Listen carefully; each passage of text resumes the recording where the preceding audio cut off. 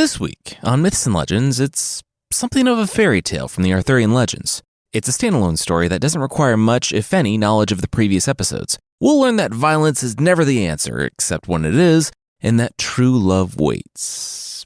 In the dark forest, ready to jump out at the king. The creature this time is a porcupine woman, who will remove your organs.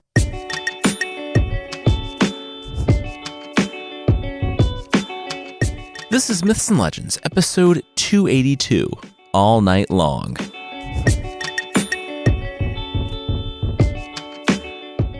This is a podcast where we tell stories from mythology and folklore. Some are incredibly popular stories you might think you know, but with surprising origins. Others are stories that might be new to you, but are definitely worth a listen. Today's a fun little story from Camelot. Like I said in the intro, it's a standalone King Arthur story, so we can step out of the shadow of our continuity for a bit and enjoy what's basically a King Arthur fairy tale. Set in Britain in the early Middle Ages, all you need to know going into this is that we're in the middle of Arthur, King of the Britons with an O's, reign. Things are going well. Not too much is being asked of the monarch. In fact, he's taken a long weekend in the form of a hunting trip with his buddies/employees. The king and his fellow hunters have just chased a deer into a thicket, and Arthur has stepped forward with an unconventional order.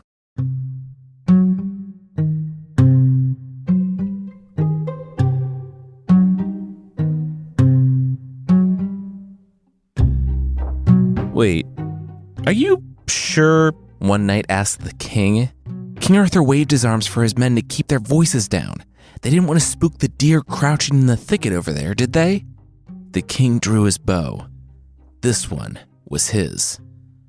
Yeah, but we could go with you? Arthur's bodyguard said, but they needed to rephrase that. They should go with Arthur to guard his body because they were his bodyguard. Arthur commanded them to stand down. It was one little thicket. He would be within earshot the entire time. He would be fine. The men looked at each other. They didn't feel so great about this. Arthur said, please. Hunting was like all he had. Well, and the kingdom and the money and legacy and dozens of knights that would do anything for him. And he was technically the Western Roman emperor too. Still, he never got to do fun stuff anymore. He was too important to the realm, and so they kept him shut up in Camelot, while Lancelot and Gawain and all the others got to go on their adventures. So yeah, Arthur snatched a quiver of arrows from one of his guards. He would be in that thicket, being super manly and killing a prey animal he had trapped there. They could go to the tents and get a drink. Seriously, don't worry about him. He looked back over his shoulder as he crept off.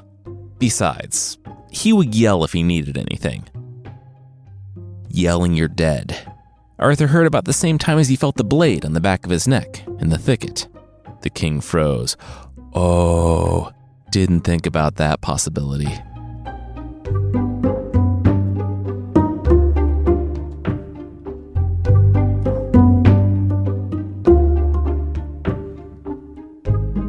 Arthur squatted, hands up, over the body of the deer he had shot. Okay, hi, Arthur said. 2 questions. 1, did this guy have any idea who he was threatening? And 2, could Arthur stand? He didn't have the requisite core strength to be squatting like this long term. My name is Sir Gromer Sommerjeur, Sir Gromer Sommerjeur said, as he did allow Arthur to rise and speak face to face.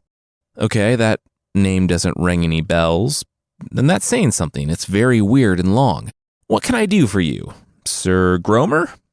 Sir Gromer Sommerjeur, the knight corrected. Arthur nodded. Okay. You have dishonored my family, King Arthur, Sir Gromer Sommerjeur said, pressing his sword harder against Arthur's neck. You have wrongly given my family's lands to Sir Gawain. Arthur said Gawain. Oh, yeah, well, sorry. He had to give Gawain's family a lot of land to placate him after the War of the 11 Kings. By the way, it wasn't mentioned on this podcast, but after killing Gawain's dad, King Lot, King Pellinore led the charge back to Orkney, Gawain's home, where they massacred the surrendering knights to a man, thus ending the rebellion. It wasn't mentioned on this podcast, but it will be a plot point in our definitive King Arthur book coming out in 2024, about which I am not joking. Seriously, that's happening. Anyway, Sir Gromer Somerjeur said it didn't matter the reason. Arthur gave Sir Gromer Somerjeur's family's lands to Gawain, and he would pay for it with his life. Arthur nodded. Okay. Sir Gromer Somerjeur said, Arthur seemed to be taking this well. Oh, what, you want me to cower more? Arthur asked. Sir Gromer Somerjeur said, it would be nice. Oh, buddy, I've had guys saying they want to kill me since I was 12, Arthur said. The first, dozen or so times, yeah, it was scary. Then I kind of realized that they all wanted something else. Besides, you think your family is dishonored now? How about after you murder the king in cold blood while he's wearing his hunting greens? There's no coming back from that one. So, what do you want? Sir Gromer Somerjeur said, well, he wanted the king in his power 1 year from today. King Arthur needed to return, ready to submit his life, if he couldn't answer one simple question. Arthur couldn't really hide his smirk. Okay, cool. This was getting a little more interesting. Most of the times these tough guys wanted a duel or something. Arthur would send in his champion, Gawain, to mow them down, and Griflet to chase away the rest of them. One simple question, though? He'd bite. Also, this guy had a sword to his neck, and Arthur was less and less sure that Sir Gromer Somerjeur was going to follow the script of his betters. Okay, the question is, what do women want? Sir Gromer Somerjeur asked. 1 year from today, Arthur was to provide the singular, satisfactory answer to that question, or he was to submit himself to be beheaded. Arthur nodded. Okay, sure. No problem. He swore that he would return here 1 year with the answer, or he would die. Sir Gromer Somerjeur sheathed his sword. Very good. Also, Arthur should tell no one. This was his test, and his test alone. As Arthur made to leave, he said, he knew what women wanted, though, Arthur said with a chuckle. They wanted old Artie here. Yeah, him. Sir Gromer Somerjeur said, seriously, Arthur had 1 year and, from the look of things, he was going to need it. Arthur bent down to pick up his stuff. He was joking. Relax.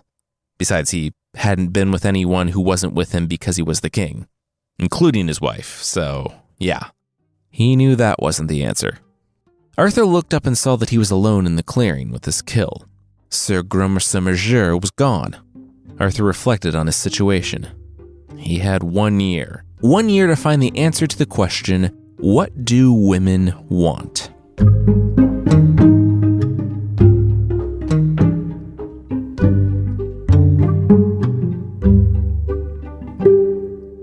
Gawain, that's what. All day and all night and sometimes a little into the next day, but then I gotta get going. Gawain grinned. Arthur chuckled.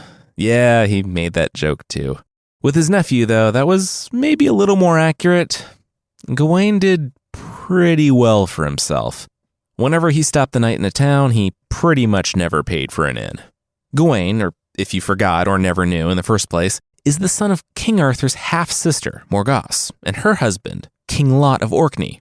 King Lot hated Arthur and led a rebellion against him early in Arthur's reign. But Arthur quelled it, and then King Pellinore decided to treat himself to some war crimes and massacred the retreating knights, their families, and any villages he could get his gauntlets on. Gawain joined Arthur's court, though, because what else was he going to do? King Lot was dead, and Arthur was family. Gawain was a bit of a hothead, but once he got to know Arthur, he became fiercely loyal and was Arthur's top knight, well, until Lancelot came along. Back at the king's table, Gawain said, Gawain might actually be the correct answer to the question, so, write that one down. Then, Gawain's face lit up. Write it down. Write it down. Oh, he had an idea. Gawain said that he would have some blank books made. Arthur had a year, right? They would take both books and ride around the entirety of Logres, the kingdom. They would ask commoner and noble, man and woman. Someone, somewhere, had to have an answer to the question, what do women want? Arthur said, A year-long road trip around the country to answer one question seemed a bit excessive, didn't it? Gawain nodded. Sure, but quick question though.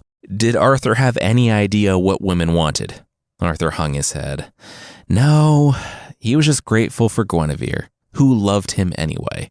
Hey, where is she? I don't know, Gawain replied. Also, I need to find Lancelot to hand off my quests to him. Know where he is? Arthur shook his head. No idea. Weird. You could never find those two.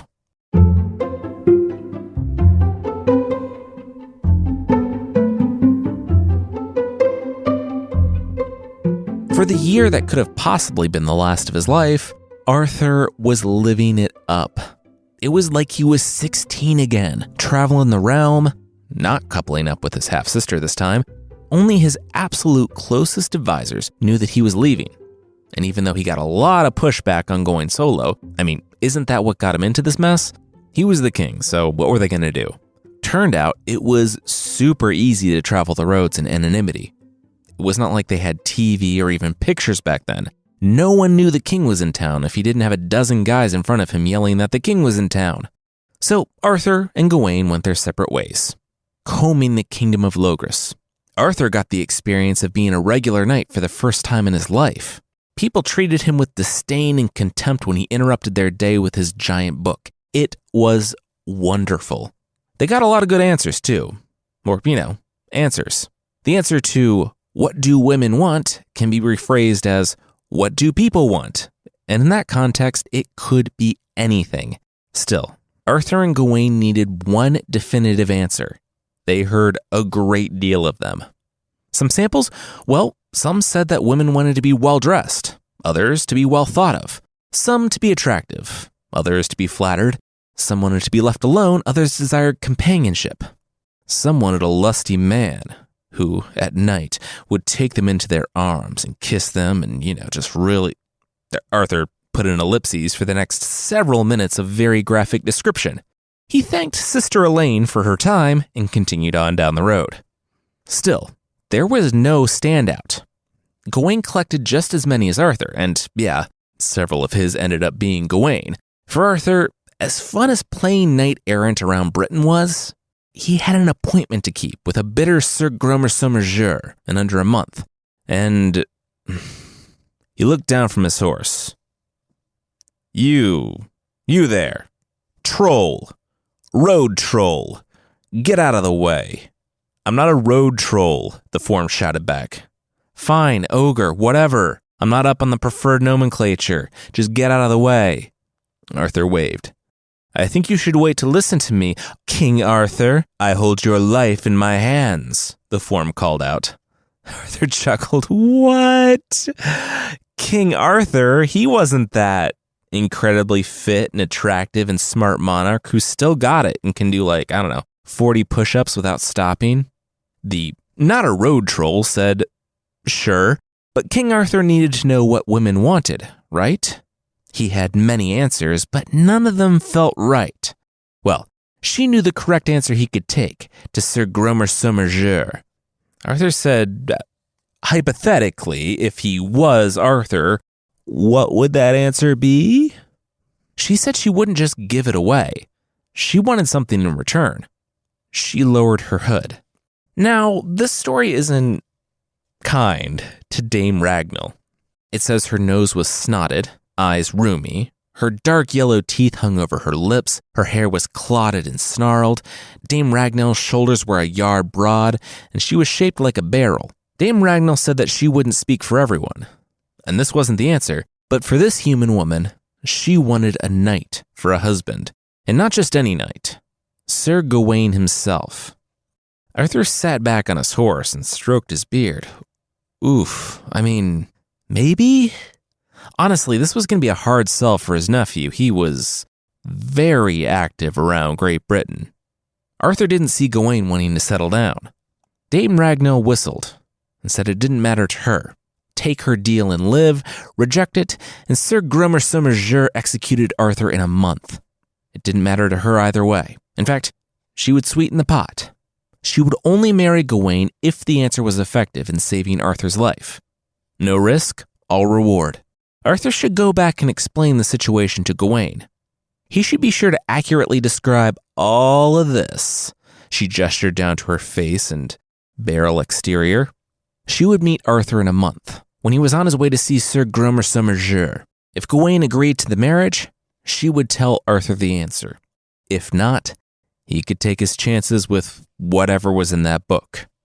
Her palfrey, her horse, emerged from the forest, and she leapt up. 1 month. She cantered off, deeper into the forest. Arthur spun his horse around. He would ride through the night and make it back to Camelot before dawn. He had to have a talk with Gawain.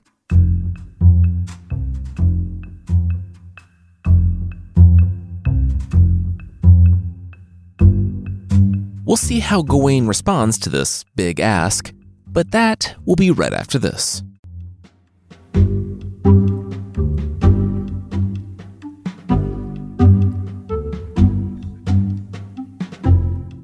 Gawain looked at his fruit plate and sighed. All right, what is it? You see, in the legends, Gawain is known for being a bit of a hothead, so he was the fruit plate guy. He's frequently seen eating a fruit plate because it was thought that the cool of the fruit would help to alleviate his hot nature. So, when he walked into Arthur's room and saw a fruit spread, he knew Arthur was about to ask him something he might not be thrilled about.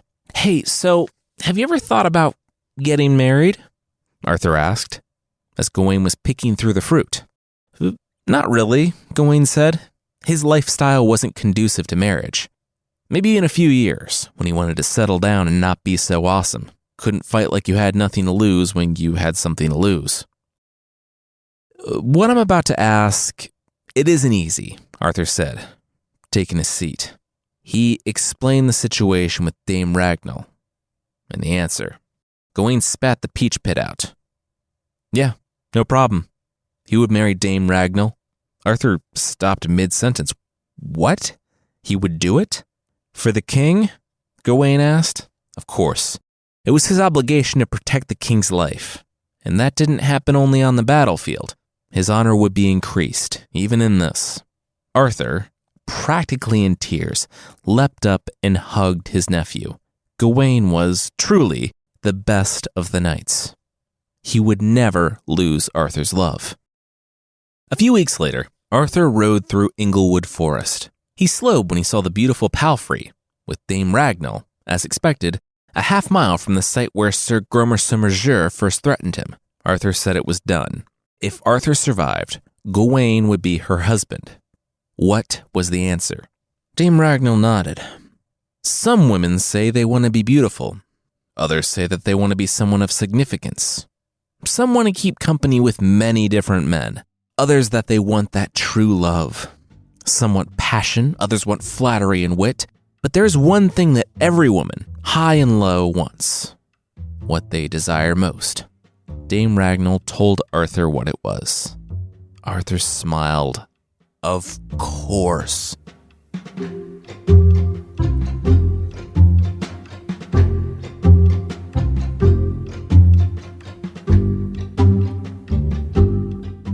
Sir Gromer Somerjeur, Arthur said when he rode into the clearing. A knight so nice they named him thrice. How we doing, my man? He leapt down from his horse and bowed before the man, exposing his neck for the sword, as he had inadvertently done a year prior. Sir Gromer Somerjeur drew his sword slowly. Arthur was chipper for someone who was gonna die. Arthur said he had a good feeling. He showed that his hands held no weapons, and Sir Gromer Somerjeur permitted him to stand. Arthur walked over to his horse and pulled the tome from his saddlebag.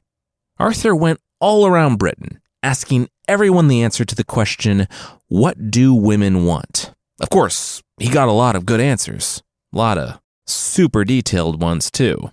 You think this answer is contained in your book? Sir Gromer Somerjeur chortled. Oh, not in the least, Arthur said, chucking the book into the forest. He learned the correct answer this morning. From a woman he met in this very forest. What was her name again? Oh, yes. Dame Ragnall? Sir Gromer Somerjeur staggered back. That name. She told me the answer. Arthur smirked. Sovereignty. What? Sir Grummer Somerjeur couldn't believe what he was hearing. Arthur said, yeah, sovereignty. Women, all women, from enslaved women to queens, want control over their own lives. They want to be able to make decisions about who they are and what they do. And they certainly don't want to have to listen to a man make decisions for them. They want other things, of course, who doesn't? But most of all, they want sovereignty. Sir Grummer Somerjeur sheathed his sword. That was the correct answer. His own sister betraying him like that. He looked up to Arthur. He was a man of his word. Arthur could leave in safety. He was still incensed with the king, but if they met in battle in the future, it would be in a fair fight. I look forward to it. Arthur nodded, mounting his horse. He rode off, back toward Camelot. He had a wedding to prepare for.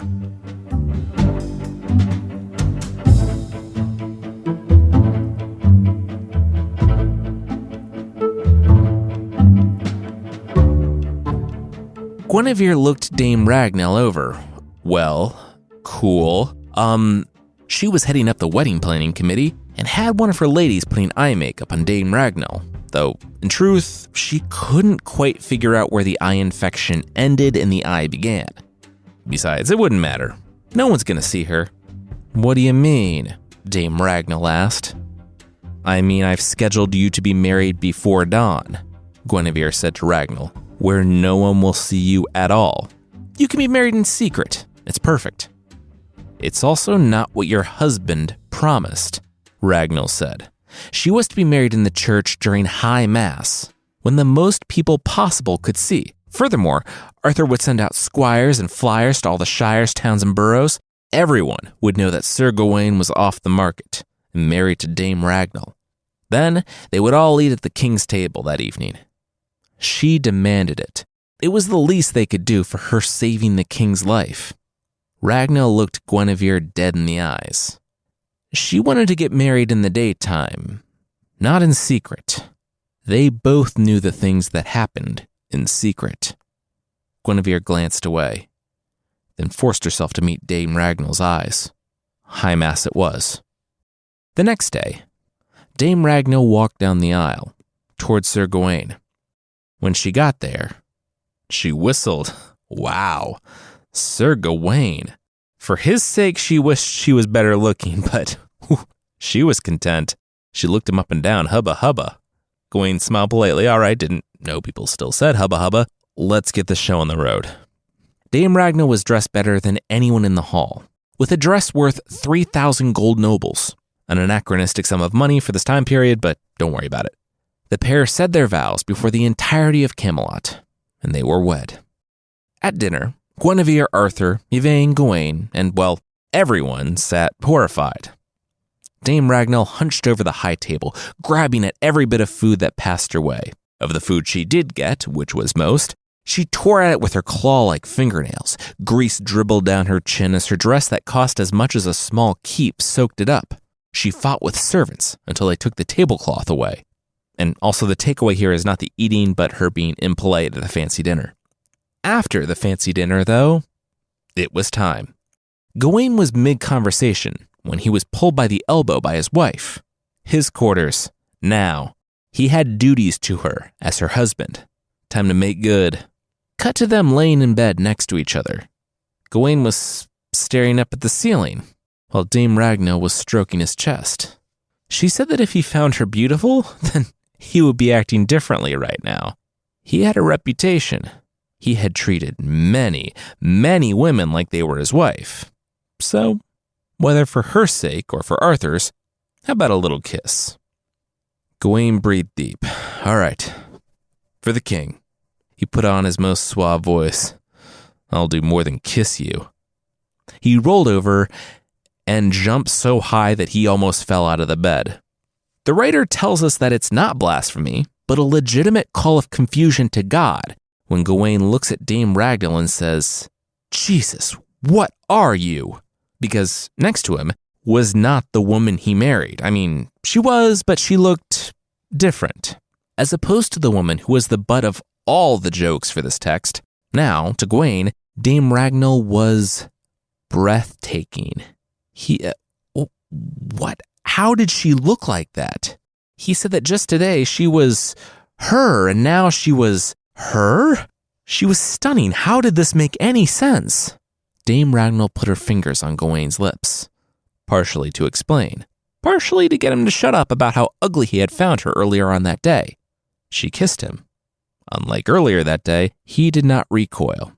She said this was her, but her beauty was not constant. She had been cursed by an evil stepmother. She had lost her beauty. Her curse could only be lifted when she married the best knight in the land. Even now, it was still only partially lifted. Gawain had a choice to make. Gawain took her hands into his. Yes, for her, anything. She said that he could choose when she was like this and when she looked like the Dame Ragnell he had married. It could be one of two ways. Either she would be like this for him and him only at night, and be the other way during the day, or she would be the version that he found less attractive whenever they were alone, but anytime anyone else was around, she would look like this, the one he found attractive. It was his choice to make. Gawain made a fist. Curses. What a hard choice, and I'm going to summarize the text here so you don't think I'm being terrible. Gawain, working through all of this aloud, said that if she was beautiful at night alone, he would lose honor and respect. But if she was beautiful during the day only, he would lose his pleasure.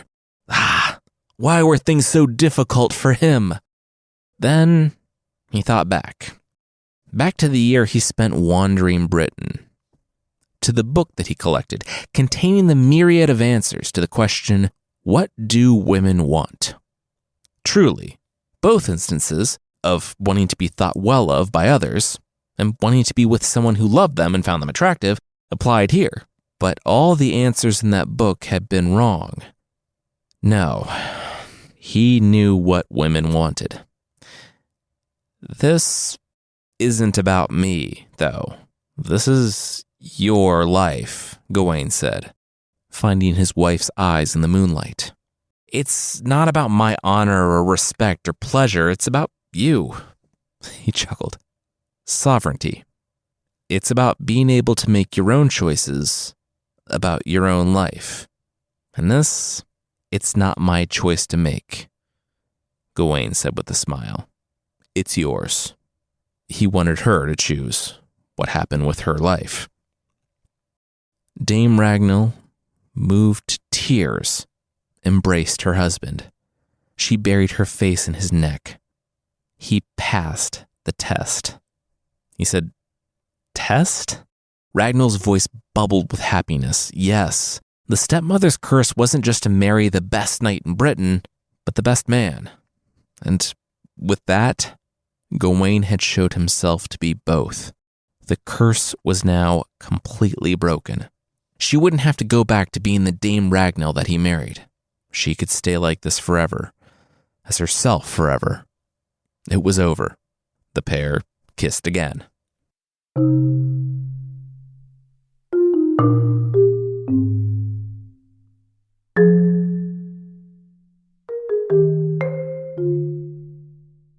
We'll finish up today's story and see why Ragnell is not mentioned anywhere in the legends, but that will, once again, be right after this.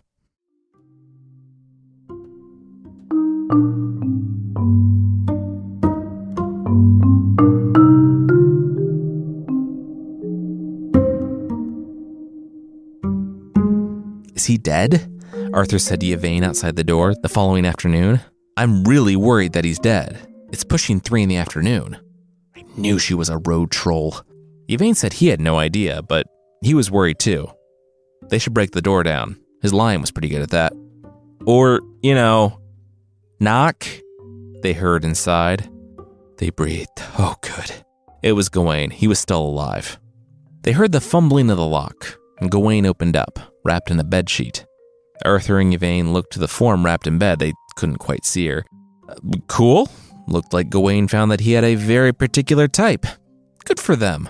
Arthur wished them all the happiness in the world. Then Dame Ragnell sat up, also wrapped up. saying hello to the guys.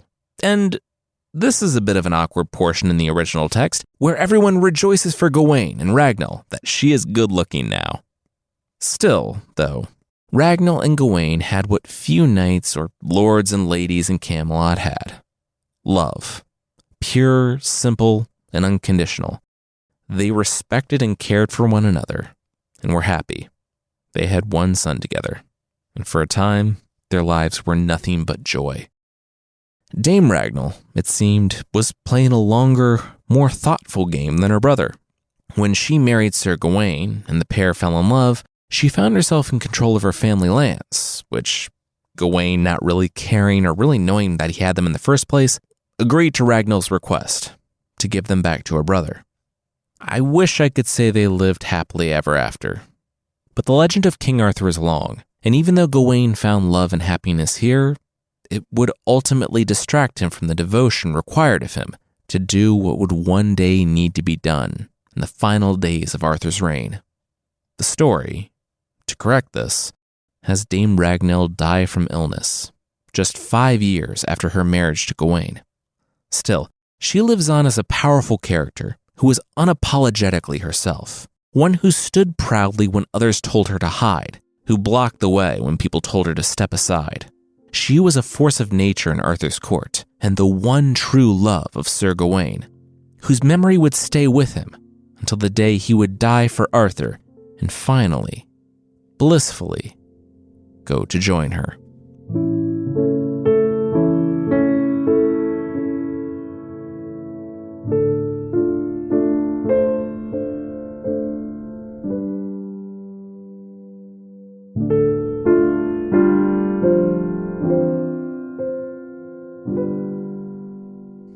I mean, cruelty to Ragnall's initial looks aside, this was a sweet story. It comes full circle with Gawain changing and growing as a person, and everyone resolves their problems without conflict.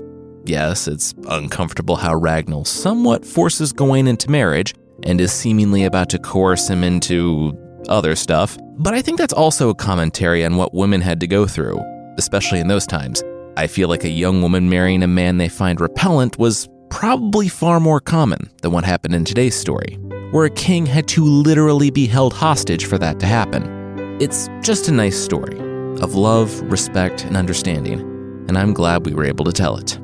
Next week is still not the Popovo. Still finishing that one up.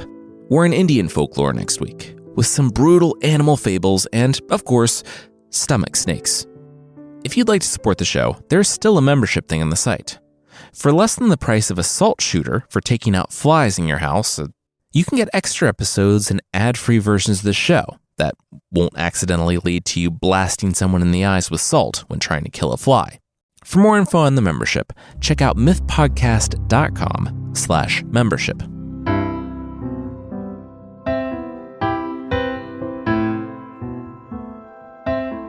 The creature this week is the Nalusa Falaya from the legends of the Choctaw people in North America. So, reason number 323 not to go out into the dark forest alone, you could be transformed into an unwitting sleeper agent who could be called on at any time to do evil against your loved ones, but only if the Nalusa Falaya inserts spikes into your feet. Yeah, so the Nalusa Falaya is a humanoid creature that stands about the average height of a human, speaks in a human voice, and has very small eyes, long pointed ears, and a deeply shriveled face. Also, she has spikes on her back. They live in the dark forest, or, as if deciding that's not creepy enough, swamps. To get some people to stop by, they'll make animal sounds. Whether it's the call of a bird that a hunter's going after, or a deer crashing through the forest, the Nalusa Falaya is able to lure hunters and I guess maybe bird watchers alike into her power. Then they'll hear another call. This one will cause the hunter to fall to the ground and possibly lose consciousness. We're not quite sure because the hunters have no memory of the incident. They definitely have no memory if the Nalusa Falaya chooses to just straight up eat them. Bad times. Worse times, though, if she doesn't eat them. She has spines on her back and she'll remove one, sliding it into the victim's hands or feet, giving them the inclination to inflict evil on others. The catch? The hunter doesn't know that it's been done until they are activated to do evil to their family or village. Then they feel an unrelenting call to do whatever the Nalusa Falaya has planned for them. The Nalusa Falaya was always pretty evil, and I guess there's an adolescent version where they are smaller and glowing. Oh, and they also have the ability to remove internal organs from your body, causing excruciating pain. I can't find any way to ward off this particular creature, so my advice, as it says on our t-shirts and mugs, is and remains, don't go into the dark forest alone.